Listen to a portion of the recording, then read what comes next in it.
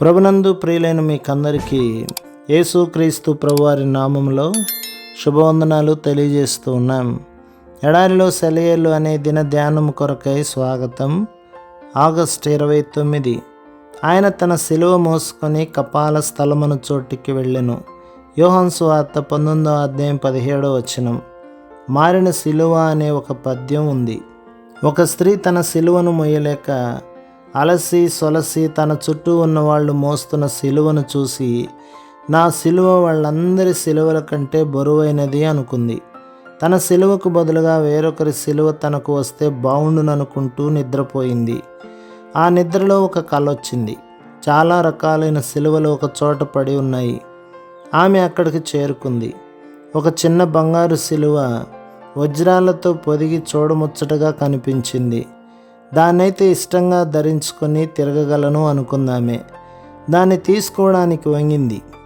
ఆ బంగారం వజ్రాలు అందంగానే ఉన్నాయి, కానీ ఆ శిలువ ఆమె కదిలించలేనంత బరువుగా ఉంది. ఆ ప్రక్కనే అందంగా చెక్కిన ఒక శిలువ కనిపించింది. దాని చుట్టూ పూల తీగలు అల్లుకొని ఉన్నాయి. ఆమె అది బాగుందనుకుంది. అయితే ఆ పుష్పాల క్రింద ముళ్ళున్నాయి. అవి ఆమె చేతికి గుచ్చుకుంటున్నాయి.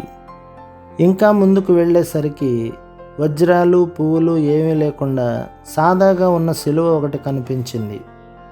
దాని మీద కొన్ని ప్రేమ వాక్యాలు వ్రాసి ఉన్నాయి. ఆమె దాన్ని ఎత్తుకుంది. అది మిగతా వాటన్నిటికంటే తేలికగా మోయడానికి సౌకర్యంగా ఉంది. పరలోకపు కాంతిలో దాన్ని పరిశీలించి చూస్తే అది తన పాత శిలువేనని ఆమెకు అర్థమైంది. తిరిగి ఆ శిలువ ఆమెకు దొరికింది. ఆమెకు అదే అన్నిటికంటే తేలికైన సరి అయిన శిలువ. మనం ఏ శిలువను మోయగలమో దేవునికి తెలుసు. ఇతరులు మోసే శిలువలు ఎంత బరువైనవో మనకు తెలియదు.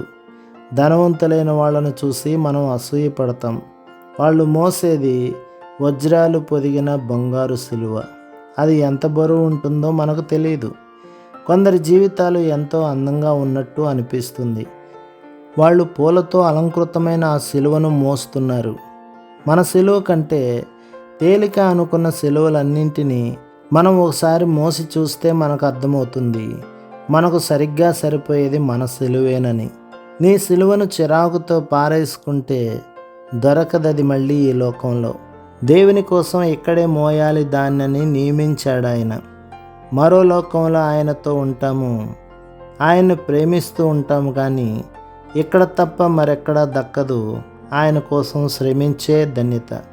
1-2 గంటలు శ్రమ పడలేవా? సమాప్తమైనదంటూ ఆయన పిలిస్తే నీలో రగులుకునేది నిరుత్సాహమే. విడుదల వచ్చినప్పుడు అంటావు కదా, నన్ను మరి కాసేపు మోయనివ్వండి, నా దేవుని మహిమార్థం బాధలు పడనివ్వండి. ఇంత త్వరగా అయిపోయిందని దిగులు. దేవుడు నీలోంచి మహిమ పొందాలి. ఇంకా కొంతకాలం. ప్రభు మిమ్మును, మీ కుటుంబమును, మీ సంఘమును దీవించి ఆశీర్వదించునుగాక. ఆమేన్.